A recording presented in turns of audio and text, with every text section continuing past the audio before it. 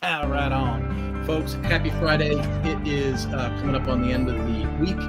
Lower the music there for you a little bit. And we're coming up on the end of the week. And I promised you guys I'd go live every day this month. So here I am. I hope it's going to be a nice message today. And it's kind of one to bring the week home with, if we can think in those terms. So, we talked a lot about different things this week.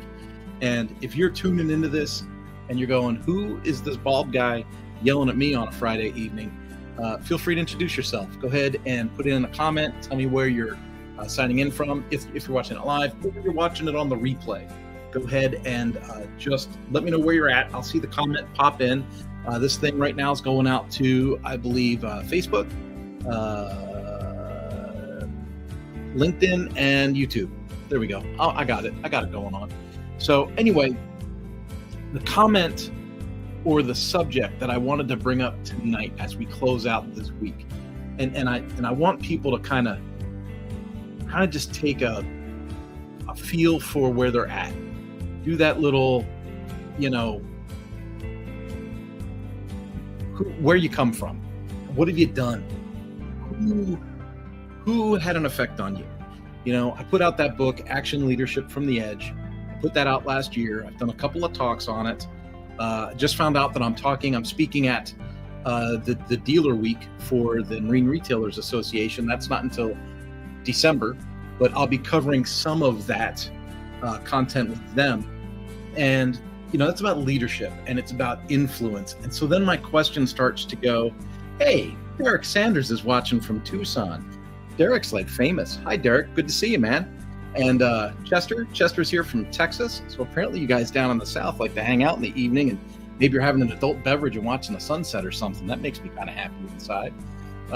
Anyway, I was thinking about influence, who's had an impact on us, things like that. And then in the middle of all that, somebody popped up with a reminder for me that somebody's birthday was today. And there's a lot of things about social media that I don't like, but telling me that it is, a mentor's birthday is one of the things that I do like. Now, I want to share a picture of this mentor with you. This gentleman right here, all the way on the left, that gentleman's name is Piero Paglialunga. Piero Paglialunga was the technical trainer at Ducati in Italy. And the first time that they sent me to Italy, it was not a happy experience, just so you know. I mean, I don't know if you could, put that into your brain for that or not, but I ended up loving working with Ducati Motor Holdings out of Bologna. But when I first got there as the American that they didn't approve to hire, they were like, oh, of course, we do not know what we're going to do with you, blah, blah, blah. We didn't hire you. We're not even sure what you can do. And it was Piero's job to kind of evaluate me and say, because I had not been a motorcycle mechanic. So to them, it didn't make sense. If you've been a service manager, service writer, service director, all these things, but haven't been a mechanic, they were like, how is this possible? How could you be in this position and not have held that position? And it was a trying moment. It was really one of those things where I had already made the commitment to move my family halfway across the country. I'd already started the job. They flew me to Italy. And so here I am in Italy, an American by myself, don't know the language. And Piero says, okay, take apart this engine. It was a multistrada motor. He said, take apart this engine. I took it apart. He said, okay, can you put it back together? I put it back together. And he said, Gord, I am so confused. They told us that you didn't know how to work on things, but you've just taken apart an engine and put an engine back together. And I said, look, anybody can eat at the Cracker Barrel. And he was like, Cracker Barrel, what is this Cracker Barrel? So I explained to him, the Cracker Barrel is where you go to eat and they give you little puzzles and you figure the puzzle out while you're waiting for your food to come. I said, so you gave me a puzzle. You told me to take this engine apart and then to put the engine back together. I put it back together. I don't know if it'll run or not. I don't know, but I put the right parts in the right places. But I didn't understand, the torque, why that torque measurement, why is a Belleville washer facing this way and not this way? why does Ducati use, this adjustable cam instead of a fixed cam? What about this? And he said, oh, of course. You're not asking how to be mechanical. You are asking very technical questions about being mechanical. And so Piero actually went to upper management and said, this American will be fine. This American can learn. This American is trainable. And not only that, we actually got along pretty well. So fast forward to my second or my third visit to Italy, and Piero had begun to take more of a mentorship role for me, and I had begun to learn Italian a little bit. So picture, if you will, I'm again an alone American going over to Bologna to see the factory. I'm going to meet with my mentor, and I take him Christmas presents for his family, and I say, per la figlio grande,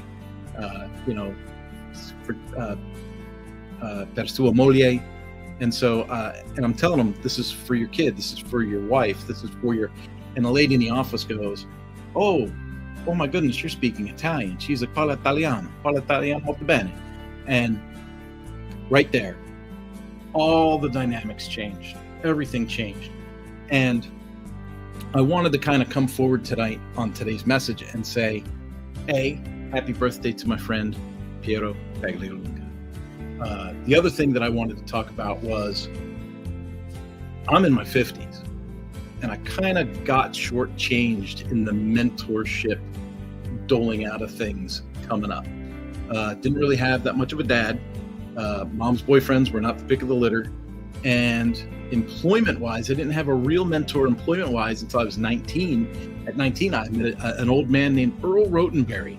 And Earl had been in the military. He was he was a fighter pilot. He crashed an airplane and was stuck in a tree for days over in Asia during winter. And he almost lost his hands due to frostbite.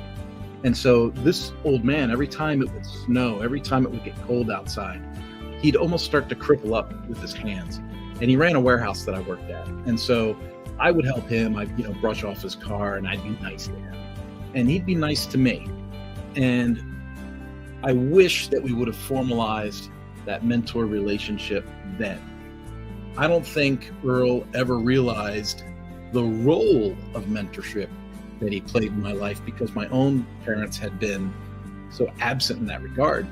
So Earl Rotenberry is one of those guys. So I want to say a special thank you to Earl and his family. God knows if they ever see this, right? And then Piero, we're going like decades later. I start to think like, how many people did I actually have as mentors? And this is interesting.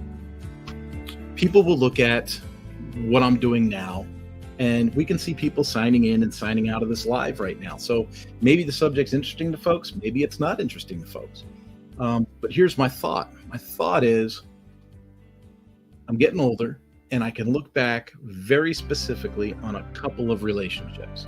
And a couple of those relationships, I can say, yes, that person was a mentor. That person added value to me. That person, they brought the ticket. You know what I'm saying? And so if I think in those terms, and I'm so appreciative of what they put in, of what they poured in. And again, I'm talking from that perspective of that whole action leadership thing, right? That whole action leadership role. And hey, Derek, recruiting, consulting, and Ed Lemko mentor. Absolutely. Yeah. Joe Irabaran says wonderful, wonderful things about you, Derek. One of these days, you and I should hop on a Zoom call and just get to know each other a little bit. But when I think about the influence that those two had on me, and then I think wholesale, my whole life, and I go, how many people really did have a mentor type relationship with me? How many people did I really let in at that level? How many people did I humble myself for to put in that position? And I'll be honest, the answer is not many. And people look at me now and they go, but you own your own agency, and you publish books, and you do public speaking, and it sounds great on paper. But I have to wonder, if I would have taken the mentorship, mentee role more serious when I was younger, where would I be today? What could I have accomplished? What magic stone could I have overturned and said, hey, this makes all the difference. And that to me is why I titled the video today, mentors. Do you have a mentor? And if you have one, thank them. So do that, make it official. And here's the other thing. If you remember what I was saying earlier, I said, I don't think Earl ever really knew that he was my mentor. I think he knew that he had a relationship to me as a superior, as an elder, but I don't think he understood how important or the impact that he actually had in my life. And that goes both ways. A, you should respect the person that's given you the influence. Respect the person that's given you the influence. B, if he would have known that was the role that he was in for me, you think he would have come with a little extra juice? You think he would have given me a little more mojo? I'm pretty sure that he would have. When I was a teenager, I was not a nice guy. I was a pleasant, happy, fun person to hang around with. I was not a nice guy. I was a pretty manipulative person, especially when dating. And I can remember Earl pulled me aside one day and he said, dude, I hear you talk sometimes, and you just can't treat someone else's daughters like that. You hear those words? Would you hear those words today if they were spoken out loud? I don't know that people would. And so that to me is one of those moments where, he did fulfill that mentor role, but I don't think he really understood the dynamic he was playing in my life at that time. And it was a gyp to him and it was a gyp to me. So if you think you have a mentor in your life and it's not a concrete relationship, make it concrete. Vocalize it, hat in hand with a little humility. Tell someone how much respect you have for them and that you'd like to learn more from them if possible. Make it official. If you have a mentor, make sure you take the time to thank them. And like I said, today is Piero's birthday, so it was kind of an inspiration for me to kind of talk about this tonight as the theme for today's live. Now, we're coming up on 13 minutes, so I'm going to do the normal thing. I'm going to tell you that, I'm still rocking and rolling over at manananomas.com. If you have not yet visited Manana No Mas, there are a ton of changes happening over there at that website. It's a whole new design. So if you're into the WordPress industry at all, you might want to check that out. I made the front page with Maxi Blocks and a Maxi Blocks template, and then I used Maxi Blocks throughout the rest of the site. And I think I still have an Astra starter page template for a landing page in there as well. So that's pretty cool stuff. And then I used a series of AI photos to kind of enhance the membership offer and the course offer and all that stuff. Now, that's new too. We just came out with memberships this week, and we came out with 5 real categories of trying to cater to different individuals. That sounds good. Cater to different individuals. So these categories are like, there's one for pro tips for WordPress professionals. There's one for business leadership. There's one for wellness and fitness. Because I believe from a business perspective, you can only be as fiscally fit as you are physically fit. You can only perform as well as your body will let you. If you're always tired, if you're always run down, it's going to be hard to meet your potential. So if you're on wellness, if you're on fitness, then the other things start to take hold. And then I've also got a section that's just for goals and goal setting, right? So goals and growth is what I call it, but I've got very specific courses in there from goal setting. And I went after it from 2 different perspectives. One is the short course for people that just need that kickstart. And the other is a long form course. It's actually meant to be taken over a whole year. Right? That's called Goal 365. So we've got some good stuff in there. I hope that folks find it, love it, like it, share it, all that fun stuff. And folks, as we come into this weekend, I would encourage you to think about the subject that we talked about today. If you've got a mentor and it's not official, make it official. If you've got a mentor and it is official, take a moment, just thank them. Just thank them for being a good influence for you, for pouring into you and helping you get where you got to go.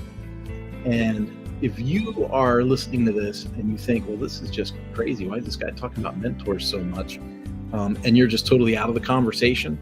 I want to encourage you to think about where you're at now and how much further along you'd be if you would take advice or learn from someone that's gone ahead of you. It's a big deal. It's a big, big, big deal. And with that, folks, it's part of my whole Action Leadership from the Edge message. And that is, once you've been mentored and once you've gone the path and once you have gotten where you want to go, doesn't it make sense that you would just turn around and you would mentor others, that you would embrace that natural call to leadership and you would help pour into others, help grow leaders behind you?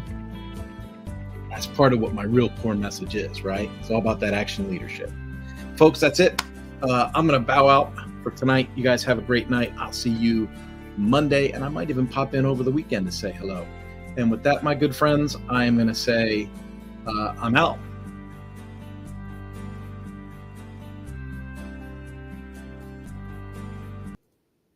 And boom.